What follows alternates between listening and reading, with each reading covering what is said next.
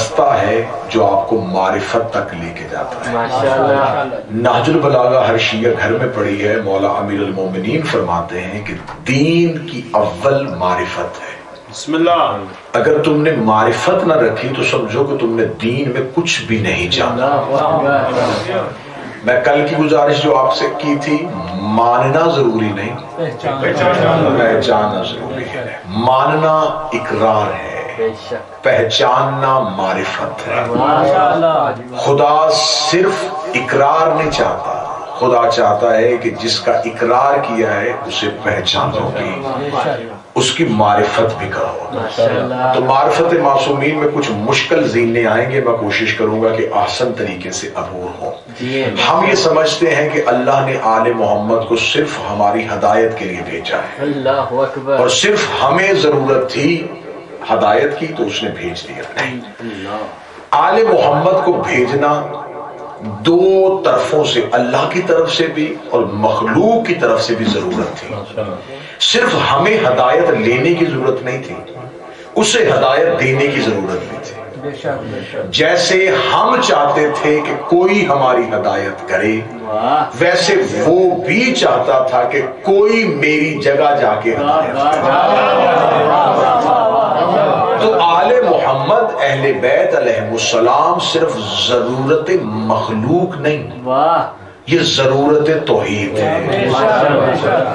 تو اب ماننے والا اگر صرف انہیں مشکل کشا سمجھ کے مانے، انہیں حاجت روا سمجھ کے مانے کہ یہ صرف ہماری مشکلیں حل کرتے اور ان کی معرفت نہ رکھے، تو پھر ماننے کا کوئی فائدہ نہیں. میں یقیناً یہ اپنے آپ کو شامل کر کے کہوں گا کہ ہم نے اہل بیت کو صرف مشکل کشائی کے لیے رکھا ہے. ہم یہ سمجھتے ہیں وہ صرف ہماری مشکلوں میں ہماری امداد کرتے ہیں، ہماری حاجتیں ان کے علاوہ کوئی پوری نہیں کر سکتا، تو ہم مجبوراً انہیں مان لیتے ہیں کہ ان کے علاوہ چارہ کوئی نہیں، ان کے علاوہ ہمیں دوسرا دروازہ کوئی نہیں ملنا. تو لہذا اہل بیت کو مجبوراً ماننا جو ہے یہ ماننا نہیں ہے، اختیار سے ماننا. بہت سی بحثیں چلتی ہیں تو میں کوشش کروں گا کہ ان بحثوں کو علمی طریقے سے آپ تک پہنچائیں. کچھ کہتے ہیں کہ آل محمد کہاں سے ہیں، یہ مخلوق ہیں یا کیا ہے. آج کی گفتگو بڑی احسن ہوگی، بڑی اچھی ہوگی کہ اصل میں آل محمد کیا ہے. جس نے بالکل نہ مانا تو اس نے کہا یہ بشر ہے، جس نے بہت زیادہ مانا اس نے کہا یہ نور ہے. آل محمد نور سے بنے. اگر ہم یہ کہیں گے کہ نور سے بنے تو نور کو ان سے پہلے ماننا پڑے گا.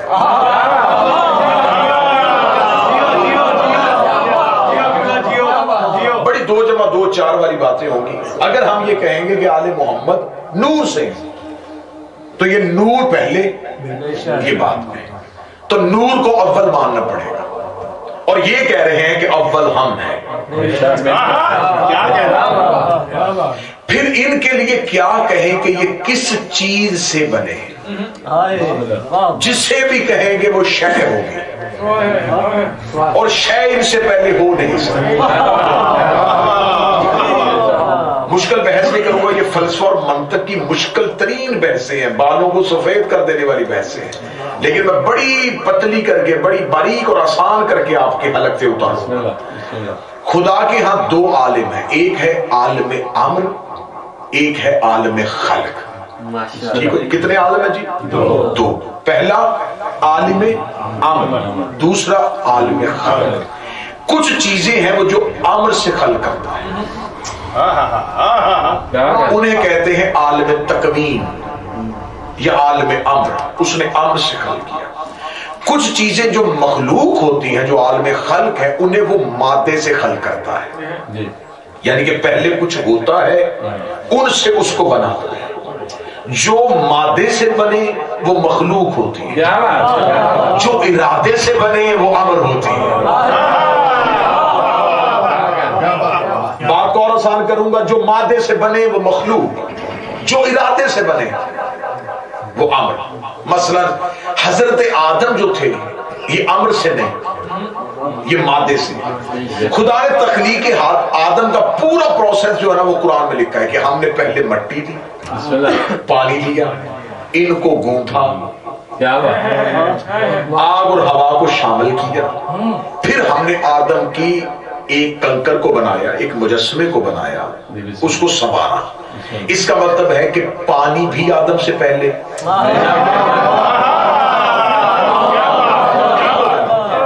پانی کیونکہ آدم کی خلقت میں شامل ہے تو پانی پہلے، اور جو مٹی ہے وہ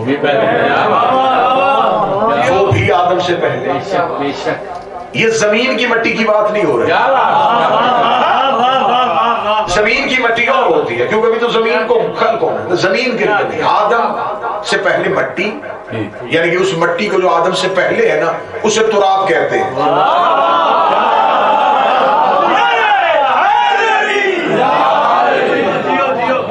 جو پہلے ہیں اسے تراب کہتے ہیں. مٹی، پانی، آگ، ہوا، یہ چاروں چیزیں پہلے تھی. یہ مادہ تھا، مادے سے آدم کو بنایا. میرے مالک تیرا پہلا خلیفہ ہے تو اسے امر سے بنا دے. فرمایا اس لیے اسے امر سے نہیں بنا رہا کہ اس آدم سے آدمیت چلنی ہے. بعد میں آ رہی آگے آگے آتے ہیں، یہ جگہ بڑی خالی ہے، بعد میں آنے والے آگے آتے ہیں. جو اگر آدم کو میں امر سے بناؤں گا، اب توجہ میری طرف رکھیں، اگر آدم کو میں امر سے بناؤں گا تو آدم کی نسل میں سے جو بھی آئے گا کیا کہنے وہ یہ کہے گا کہ ہم امر سے. لہذا میں نے نسل آدم کے سامنے کچھ ایسے ہادی لے کے آنے جو مادے سے نہیں ہونے، جو امر سے ہوں گے، تاکہ آدم کی نسل ان کا مقابلہ نہ کر سکے. کہ جب تمہارا باپ ہی مادے سے بنا، جو تمہاری ابتدا ہے جب وہ مادے سے بنی، تو تم کیسے کہہ سکتے ہو کہ تم مادے سے نہیں؟ خدا نے آدم کو، اور خدا نے آدم کا پورا، کسی نبی کی خدا نے اتنی لمبی کہانی نہیں سنائی، آدم کی پوری لمبی کہانی سنائی کہ مٹی کہاں سے، پانی کیسے لیا، ان کو گوندا کیسے، ان کو کھنایا کیسے، ان کو سنوارا کیسے. اس وجہ سے کہ آدم کا کوئی نالائق بیٹا اپنے آپ کو امر والوں سے افضل نہ سمجھے. تو تخلیقی آدم کے پورے مرحلے کو خدا نے قرآن میں کوٹ کر دیا. اب یہ ہے عالم خلق. دوسرا پہلا عالم کون تھا؟ عالم امر. امر میں بتا دیتا ہوں کہ امر کسے کہتے ہیں. یہ جو سالے نبی کی اونٹنی تھی، یہ کسی ماں کے پیٹ میں نہیں رہی. امر تھا خلق. اسماعیل کا دمبا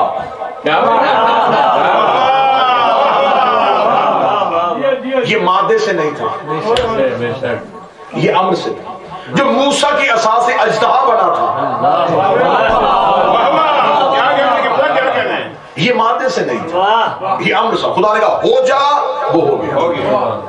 ان گنت چیزیں ایسی ہیں جو میں گنوا سکتا ہوں جو امر سے ہے. جو مادے سے بنے وہ مخلوق، جو ارادے سے بنے وہ امر. اگر ہم کہیں گے کہ آل محمد مادے سے نہیں ارادے سے، تو مجھے معاف کر دینا، میں نے پہلے کہا تھا کہ آج کی گفتگو بڑی حساس ہوگی. اگر ہم انہیں امر سے مانیں گے پھر انہیں اولل امر نہیں کہنا پڑے گا. اگر ہم کہیں گے کہ یہ اللہ کے امر سے ہے تو پھر یہ اولل امر کیسے؟ اس کا مطلب ہے کہ امر اولل امر کے بعد ہے. تو اب یہ اولل امر کیسے ہو رہا ہے؟ ندیم بھائی بیٹھ جائیے گا، یہ میرے پاس یہاں پہ ہے رومان. درود سارے حضرات مل کے بلند آواز سے پڑھیے گا.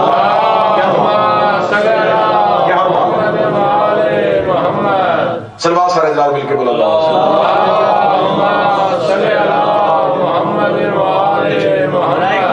محمد و آل محمد بلند تر صلوات.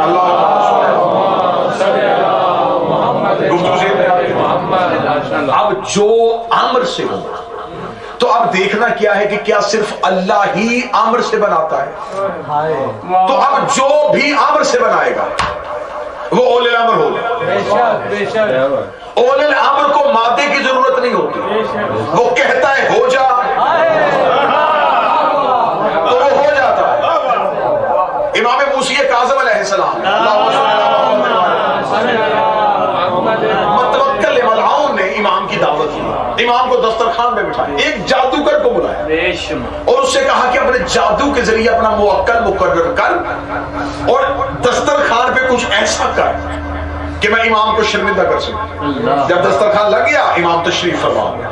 جو ہی اس نے دسترخوان پہ ایک تھالی میں جو بھی کھانا تھا امام کے سامنے رکھا, اس جادوگر نے معقل کے ذریعے جب امام نے تھالی کی طرف ہاتھ بڑھایا تو تھالی ہٹ گئی. تھوڑی دیر بعد امام نے پھر ہاتھ بڑھایا تو تھالی پھر ہٹ گئی. 3 بار اس نے یہ جسارت کی اور لوگ مذاق اڑانے کے لیے مسکرائے یا امام کو جلا رہا ہے. سامنے دیوار پہ قالین تھا جس پہ ایک شیر کی تصویر بنی. امام نے انگلی کا اشارہ کیا, شیر پھاڑتا ہوا باہر آیا. یہ شیر مادے سے نہیں بنا تھا, یہ شیر عام سے بنا. امام نے اشارہ کیا, شیر پھاڑتا ہوا باہر آیا. اب اگلی طرف سننا اولی الامر کی. جو ہی یہ باہر نکلا تو اس نے باہر آگے کیا کام کیا, اس نے اس عامل کو, اس جادوگر کو فوراً دانتوں میں چبایا اور نگل لیا. جو ہی نگلنا تھا یہ متوکل کا بدن کانپا.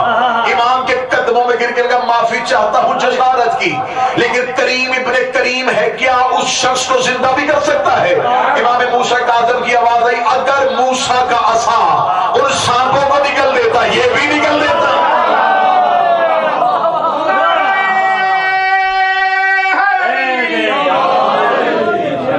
اب یہ جو بنا یہ کس سے ہوا؟ یہ عامر سے ہوا. عامر سے ہوا. یعنی کہ اول الامر کے لیے مادے کی محتاجی نہیں. اول الامر کہتا ہے ہو جا تو ہو جاتا ہے. آپ خاموش ہو گئے. حسین نے راہب کو بیٹے مادے سے نہیں دیے تھے, عامر سے دیے تھے. ابھی بھی آپ چوبے میں اگلی مثال دے دیتا ہوں. امام حسن نے جسے کہا تھا شرم نہیں آتی,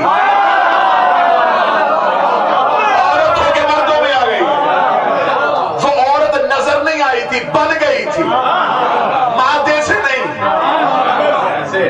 عمر سے بنی. امیر المومنین نے ٹھوکر ماری تھی, مردہ زندہ ہو گیا تھا, مادے سے نہیں, عمر سے ہوا تھا. تو جب عمر پہ قدرت ان کی ہے تو پھر یہ خود عمر سے کیسے؟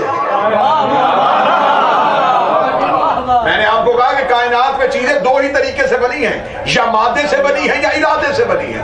اگر ہم کہیں گے کہ آل محمد آج سے پہلے آپ کے عقیدے میں آل محمد اللہ کے ارادے سے تھے, میں ایک جسٹ آپ کو اور اوپر لے کے جانے لگا.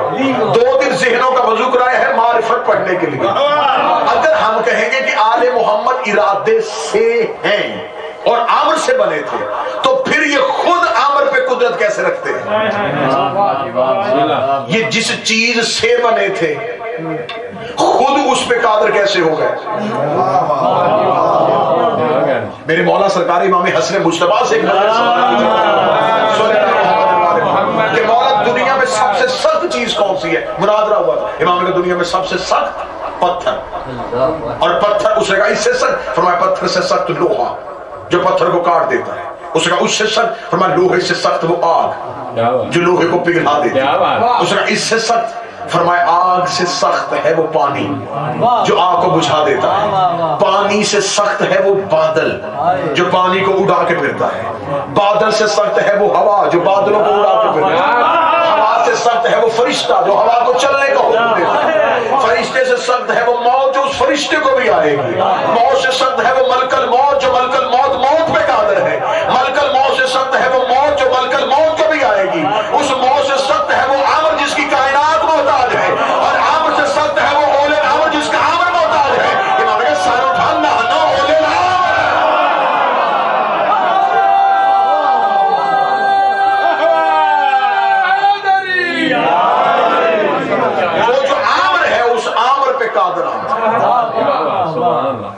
ہم اس عامر پہ قادر ہیں. کیا کہیں امام اول الامر ہوتا ہے, یہ محتاج عامر نہیں ہوتا, یہ مالک عامر ہوتا ہے. آج آل محمد کی ایک ہلکی سی معرفت کی جھلک دکھاؤں گا. یہ اول الامر ہیں لیکن ہمارے لیے یہ عامر ہمیں دکھاتے. اسی بادشاہ کی بات ہوئی تو مجھے اسی بادشاہ کا ایک اور ضمن جملہ ذہن میں آ گیا. ایک شخص نے مولا سے ایک عجیب, مولا حسن بادشاہ سے ایک عجیب سوال کیا. اس نے سوال کیا کیا, اس نے کہا اے مولا میں, آپ وقت کے امام ہیں, مولا کا دور امامت ہے. اس نے کہا میں چاہتا ہوں کہ میں علی کو دیکھوں. مار کو سمجھیے گا. امام نے فرمایا ادھر دیکھ. اس سے کہا مانتا ہوں کہ آپ ہی علی ہیں لیکن میں چاہتا ہوں بہو علی دیکھو, وہ ہی علی دیکھو جو رسول کے ساتھ ہوتا تھا. اگر تو ایسا نہیں کر سکتا تو اولل الامر کیسا. ایسا کہنا تھا. امام نے اس کا ہاتھ پکڑا. امام ہاتھ پکڑ کے اپنے گھر کے دروازے پہ لے گئے, دروازے پہ لا کے کھڑا کرا. امام نے صحن تطہیر کا پردہ اٹھایا. سامنے تخت اور تخت پہ بیٹھے ہوئے علی امر قادر کر رہے تھے, علی امور نافذ کر رہے تھے, علی کائنات کا نظام چلا رہے تھے. اس نے کہا بیٹا ہو کے تو نے گیا ہوا باپ کیسے دکھا دیا؟ یہ علی تو کوفہ میں دفن ہو چکا ہے. مولا حسن مسکرا کے کہتے ہیں اولل الامر کے پاس یہ طاقت تھی جسے معراج میں خفی کیا تھا, ہم نے اسے جلی کر دیا.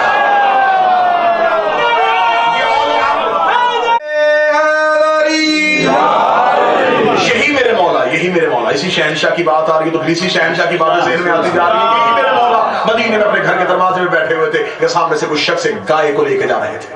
امام نے روکا, کیوں لے کے جا رہے ہیں؟ فرزند رسول ذبح کرنے کے لیے جا رہے ہیں. فرمایا ذبح بھی نہ کرو, اس کے پیٹ میں ایک بچہ ہے جو سفید ہے لیکن اس کا منہ سیاہ ہے اور دم بھی سیاہ ہے. ابھی سے ذبح نہ کرنا, اس کے پیٹ میں ایک مادہ ہے جو سفید رنگ کا ہے اور اس کا منہ بھی سیاہ ہے اور دم بھی سیاہ ہے.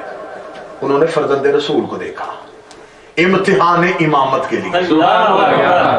انہوں نے گائے کے شکم کو چاک کیا, اندر سے ایک زندہ بچہ نکلا. جیسے امام نے کہا تھا ویسے ہی رنگ سفید, چہرہ سیاہ اور دم سیاہ. امام کے پاس آ کے کہنے لگا ہے کہ تو نے کیسے بتا دیا کہ اس کے بطن میں کیا ہے, جبکہ اللہ قرآن میں کہتا واللہ یعلم من الارحام. یہ صرف اللہ جانتا ہے کہ ماؤں کے بطنوں میں کیا ہوتا ہے. امام نے فرمایا وہ جو جانتا ہے نا وہ علم ہم ہے, ہم ہے وہ اللہ کا علم. اب اس پہ ایک پوری مجلس پڑھی جا سکتی ہے کہ یہ اولل الامر ہے, یہ امر پہ قادر ہے. تو پھر دو ہی چیزیں بنی ہیں, یا مادے سے بنی ہیں یا ارادے سے بنی ہیں. تو اگر یہ مادے سے نہیں تو اس کا مطلب ہے کہ پھر یہ کس سے ہے. اب بات تھوڑی سی حساس موضوع پہ آنے لگی. خدا نے اگر امر کیا ہے تو امر کرنے کے لیے خدا کن کہتا ہے. اگر ہم کہیں گے کہ جو چیز خدا نے ارادے سے بنائی ہے نا تو وہ ارادے سے بنی ہے, جو مادے سے نہیں بنی, جو ارادے سے بنی ہے وہ کن سے بنی ہے. تو کن اگر کہا گیا ہے تو کن دو لفظوں کا مجموعہ ہے, کاف اور نون. پھر کاف اور نون کو ان سے پہلے سمجھا جائے گا. پہلی چیز. دوسری چیز کہ اگر خدا نے کہا ہے تو ندا چاہیے, آواز چاہیے. اور اگر وہ آواز اللہ ہی کی تھی, اب میں بول رہا ہوں نا تو میری آواز جو ہے وہ خارج ہو رہی ہے میرے حلق سے. یہ جو جا رہی ہے نا یہ پلٹ نہیں رہی, یہ میرے وجود سے خارج ہو رہی ہے آواز کی صورت میں. اگر کوئی آواز تھی اور اللہ کی تھی تو اس کا مطلب ہے وہ چیز اللہ سے خارج ہوئی. اور جو چیز اس سے خارج ہو جائے تو اس کا مطلب ہے کہ اس میں اس چیز کی کمی آ گئی. تو پھر نقص واقع ہو سکتا ہے اور اس سے کسی چیز کا خروج ممکن نہیں. اور وہ قرآن میں کہتا ہے کہ کہا ہے کن ہو جا فیکون, تو ہوا ہے. یہ جو امر ہے یہ کن سے ہے. کن کہنے کے لیے زبان چاہیے. خدا نے کن کا لفظ ہی قرآن میں اس لیے رکھا کہ تم کن مانو گے تو مجبوراً ماننا پڑے گا کہ کوئی لسان اللہ ہے.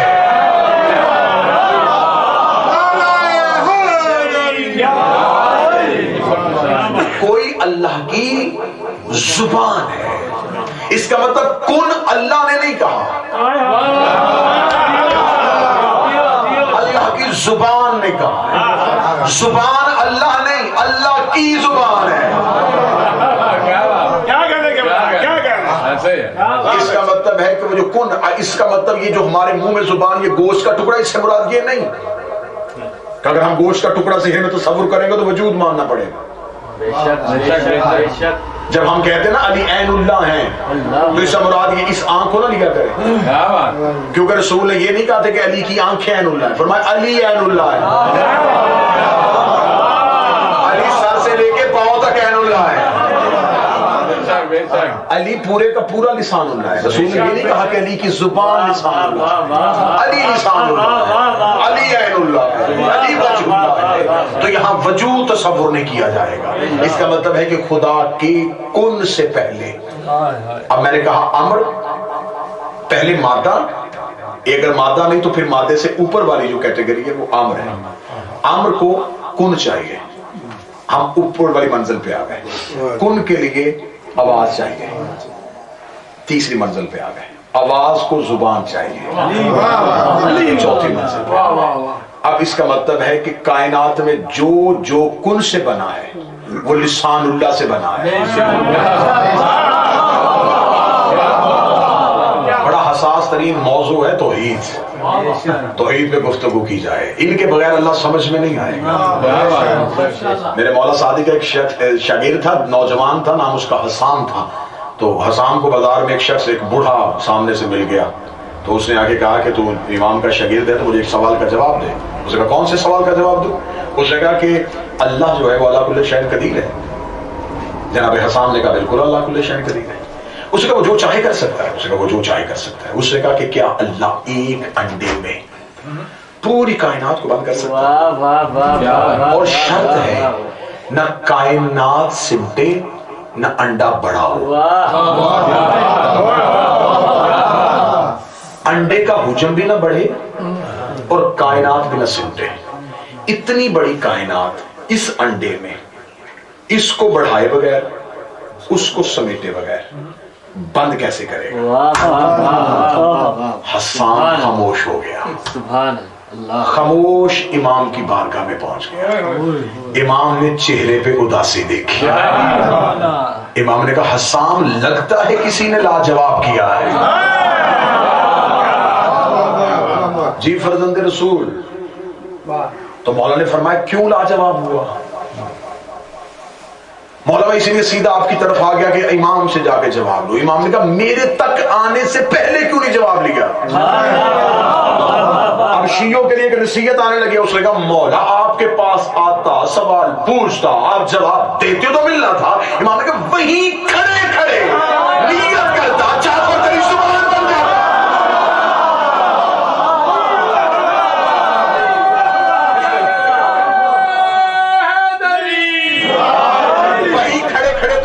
کر لیتا. امام نے یہی پہ اپنی حدیث نقل کی. امام نے فرمایا اگر تم ہمارے دشمنوں میں کہیں گر جاؤ اور سوالات کی بچھاڑ ہو جائے اور تمہارے پاس کچھ علم بھی نہ ہو، امام کہتے ایک لمحے کے لیے بھی نہ گھبرانا، نیت میں ہماری وکالت ہی رکھنا، ہم تمہیں وہاں سے دلیل دے دیں گے جہاں سے تمہارے تصور میں بھی نہیں ہو. امام نے کہا وہیں کھڑے کھڑے کہتے تھے تو ہم زبان بن جاتے. اس کا مولا غلطی ہو گئی، آئندہ جہاں بھی سوال ہوگا وہیں نیت کر لوں گا. مولا اس سوال کا جواب امام نے فرمایا بہت آسان جواب ہے. مولا وہ کہتا ہے کہ انڈا بڑا نہیں کرنا اور کائنات چھوٹی نہیں کرنی. بغیر کائنات چھوٹی کیے انڈے میں بند کیسے ہو؟ امام نے کہا انڈا تو بہت بڑا ہے. سجدے کرو تمہیں ایسا ہی معاملہ. انڈے کا تو حجم بہت بڑا ہے، کائنات اس سے چھوٹی چیز میں بھی بند ہو سکتی ہے. اس نے کہا مولا کیسے؟ امام نے فرمایا حسان مشرق کو دیکھ. اس نے دیکھا. امام نے فرمایا مغرب کو دیکھ. دیکھا. شمال کو دیکھ. مولا دیکھ لیا. اب جنوب کی طرف دیکھ. مولا دیکھ لیا. اب آسمان کی طرف دیکھ. مولا دیکھ لیا. اب زمین کی طرف دیکھ. مولا دیکھ لیا. فرمایا آنکھ کو بند کر. آنکھ کو بند کر. آنکھ کو بند کی. مولا نے فرمایا اس آنکھ نے نہیں دیکھا تھا، اس کے اندر ایک سیاہی کا نقطہ ہے جس نے یہ سب کچھ دکھایا. اور بغیر کائنات چھوٹے کیے ہوئے اس ایک ہلکے سے نقطے میں سما گئی تو چھوٹے سے نقطے میں کائنات بند ہو گئی. انڈا تو بہت بڑا ہے. اٹھا سا وہاں سے دوڑا. عبداللہ ادیس حسن بندے کا نام تھا. اس کے پاس جا کر سن میں تجھے جواب دوں. انہی لفظوں کے ساتھ جیسے امام نے کہا تھا ویسے کیا اور کہنے لگا آنکھ بند کر کے کھولی تو کہنے لگا یہ تو آنکھ کے نقطے میں آ گئی ہے تو انڈا تو بہت بڑا ہے. فوراً دیکھے گا کس سے پوچھ کے آیا ہے؟ میرے آقا و مولا کا جواب ہے. یقیناً یہی پوچھنا چاہتا تھا توحید کو جیسے وہ سمجھتے ہیں. ایک شخص نے آگے میرے مولا سے سوال پوچھا تھا. اس نے کہا اللہ نظر کیوں نہیں آتا؟ دہریہ تھا. اسے کہا اللہ نظر آئے تو میں مان لوں گا. امام نے کیا فرمایا کیا ہر نہ نظر آنے والی چیز کو مانتے ہو اور ہر نظر آنے والی چیز کو مانتے ہو؟ کہنے لگا مولا اللہ ہے تو دکھائی دینا چاہیے. امام نے فرمایا کیا تو ہر جگہ دیکھ لیتا ہے؟ جواب امام سنیے گا حوالے کی ضرورت ہی نہیں پڑے گی. امام نے فرمایا تو جو کہتا ہے کہ اللہ مجھے دکھائی کیوں نہیں دے رہا تو کیا تو ہر جگہ دیکھ لیتا ہے؟ کہتا مولا مطلب؟ مولا فرمایا آسمان کی طرف وہ جو ستارہ چمک رہا ہے تجھے پتا اس کے اندر کیا ہے؟ کیا کہ میں نہیں جانتا. مولا فرماتے ہو سکتا ہے اللہ اس کے اندر ہو.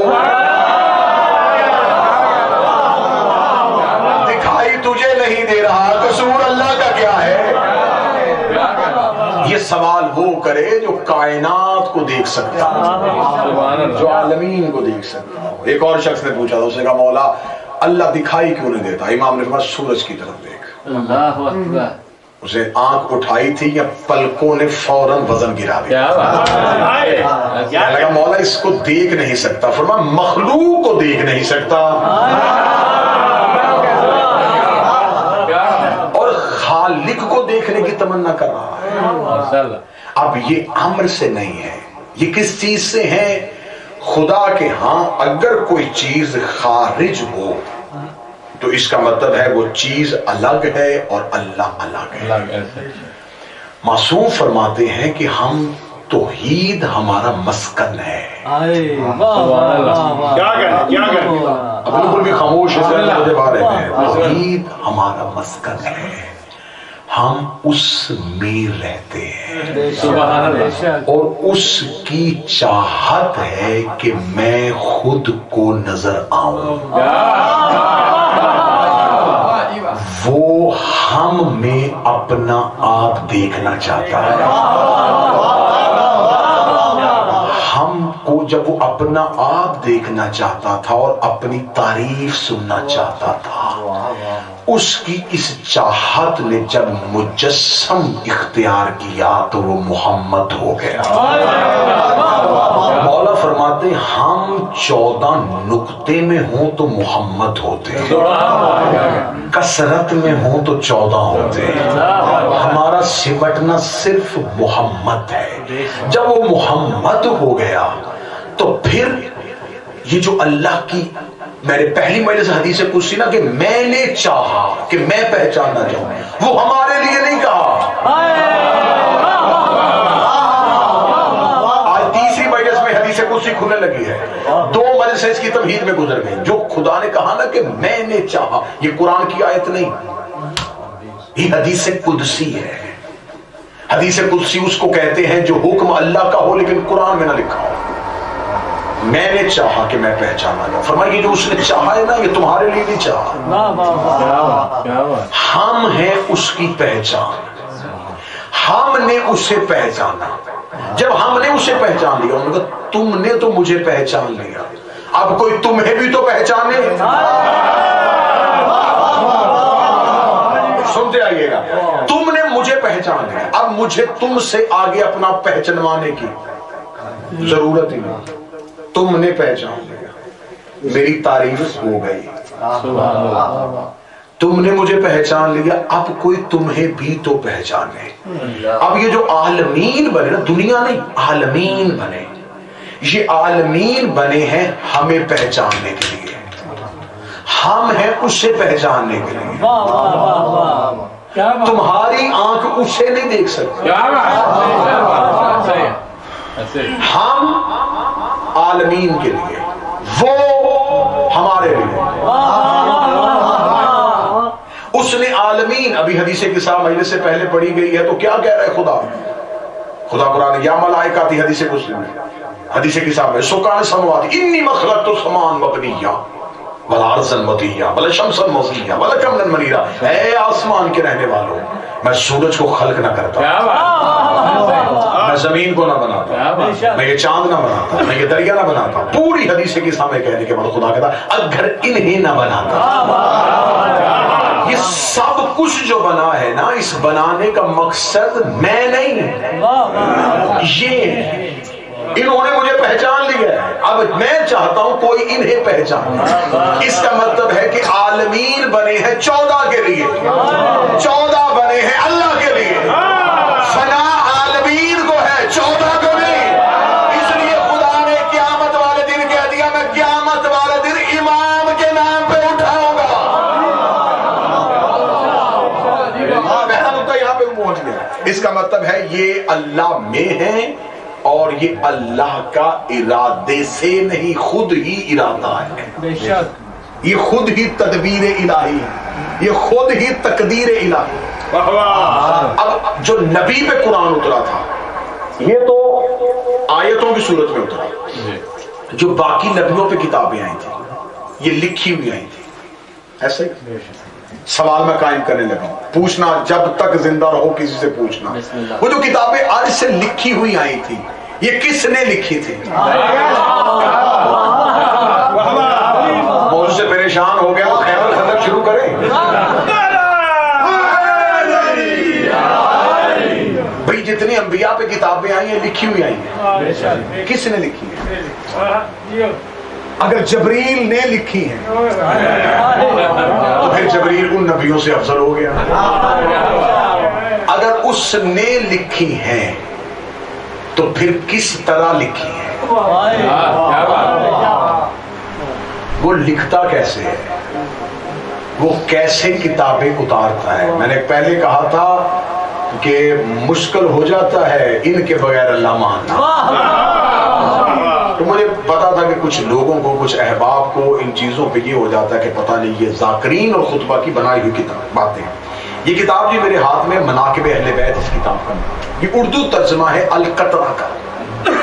القطرہ شیعہ مذہب میں پہاڑ جتنا نام ہے، سید محمد احمد مستنبط، یہ نیچے ان کا نام لکھا ہوا، یہ ان کی کتاب ہے عربی زبان میں، القطرہ فی مناقب النبی والاطراء، نبی کے اور 14 کے جس میں فضائل لکھے ہیں اور معصومین سے لکھے، اس کا بہت مشکل سے یہ اردو ترجمہ ہوا اور پاکستان میں بھی ہوا ہے، لیکن اس وقت جو ایڈیشن میرے ہاتھ میں ہے یہ درگاہ حضرت عباس رستم نگر لکھنؤ عباس بک ایجنسی سے اس کو چھاپ کیا گیا ہے، اور پاکستان کے حجت الاسلام علامہ ریاض حسین جعفری فاضل کم نے اس کا ترجمہ کیا ہے۔ اب اس میں سے میں ایک چیز آپ کو سنانے لگا ہوں، اگر آپ اس کا صفحہ نمبر جی 24 ہے، یہ 24 صفحہ، یہاں سے باب شروع ہو رہا ہے کہ معرفت کیا ہے۔ اب اس کتاب کو میں نے سامنے رکھ کے 2 وجہوں سے کتاب سامنے رکھی ہے۔ پہلی وجہ کہ کسی کو شک نہ ہو کہ خیال پڑھا جا رہا ہے، یقین ہو، ورنہ میں کتابیں ممبر پہ لے کے آنے کا عادی نہیں، کوشش زندگی میں کبھی کتابیں ممبر پہ لی، لیکن کیونکہ یہ بہت مخصوص مجلسیں ہو رہی ہیں معرفت کے عنوان سے۔ دوسری چیز یہ ہے کہ اس میں پورا خطبہ معصوم کا ہے، میں نہیں چاہتا تھا کہ مجھ سے کسی ایک لفظ میں بھی کچھ ایسا ہو جائے کہ معصوم کے الفاظ میں اور میرے لفظوں میں کوئی فرق آ جائے۔ یہ حدیث نقل کی ہے جابر بن یزید جوفی ہے، وہ کہتے ہیں کہ میں نے امام محمد باقر علیہ السلام سے پوچھا،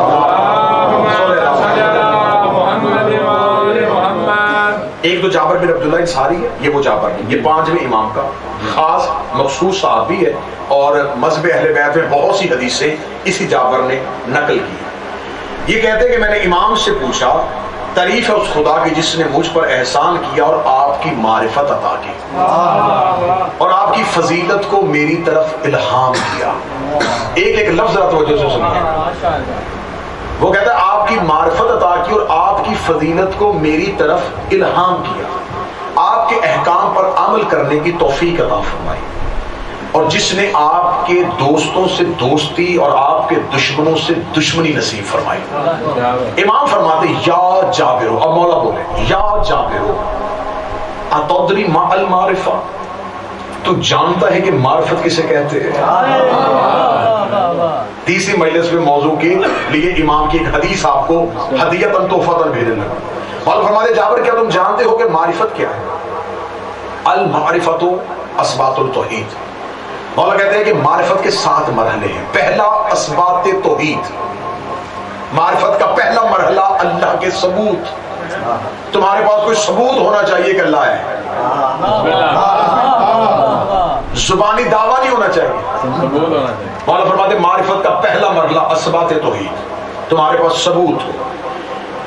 ثم معرف المانی، اور دوسرا تمہارے پاس مانی کی شناخت ہو۔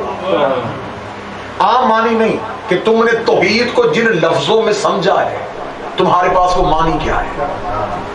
تیسرا امام کہتے ہیں وہ دروازے جو تمہیں توحید تک لے کے جائیں، ان دروازوں کی شناخت۔ امام فرماتے ہیں چوتھا لوگوں کی پہچان، لوگوں کو بھی پہچانو، صرف ہمیں نہیں، لوگوں کو پہچانو۔ پانچواں ارکان کی شناخت، وہ جو خلقت میں اہم مقام رکھتے ہیں۔ امام فرماتے ہیں چھٹا نقبہ کی معرفت، جو قوموں کے سردار کہلاتے ہیں۔ ساتواں نجبہ کی معرفت، جو پاک دینت اور اصل نسب ہے۔ یہ کہنا تھا، یہ جابر خاموش ہو گیا۔ جابر نے کہا مولا آپ نے معرفت کے درجے پڑھے ہیں تو مجھے بتائیں ایک ایک کر کے یہ درجے کیا ہے۔ اب آتا ہے نا، بڑی کمال حدیث آپ کو سنانے لگا۔ امام نے فرمایا اے جابر، اسبات توحید سے مراد اس خدائے ازلی اور پوشیدہ کو پہچاننا ہے جسے آنکھیں دیکھ نہیں سکتی، اور وہ آنکھوں کو دیکھتا ہے۔ اب یہ داد مجھے نہیں ہے، اپنے مولا کو خراج پیش کرنا ہے۔ مولا فرماتے اس خدا کو پہچاننا جسے آنکھیں نہیں دیکھ سکتی، وہ آنکھوں کو دیکھتا ہے۔ وہ اشیاء کا خالق ہے، وہ ہر چیز سے واقف ہے، وہ ازل سے پوشیدہ ہے، جیسے کہ خود اس نے اپنی تعریف کی ہے۔ امام نے فرمایا اب دوسری معرفت کی شک، معنی کی شناخت۔ اب سنیے گا، یہ جملہ سنیے گا، یہ شک سنیے گا۔ امام فرماتے اے جابر جان لو کہ ہم تمہارے درمیان توحید کے معنی ہیں۔ کتاب میرے ہاتھ میں ہے، القدرہ سے پڑھو بعد میں امام کی حدیث۔ مولا فرماتے جابر جان ہم تمہارے درمیان توحید کے معنی ہے۔ میں یہیں پہ کوئی مشکل لفظ بولوں گا اور آپ کو لفظ سمجھ میں نہیں آئے گا، آپ فوراً بعد میں مجھے پوچھیں گے علی صاحب آپ نے مجلس میں ایک لفظ کہا اس کے معنی کیا ہے؟ تو جب تک معنی نہ ہو لفظ نہیں پہچانا جاتا۔ مولا فرماتے توحید کے ہم معنی ہیں، جیسے بغیر معنی کے لفظ نہیں پہچانا جاتا۔ ہم توحید کے معنی ہیں، خدا نے ہمیں اپنی ذات کے نور سے بنایا ہے۔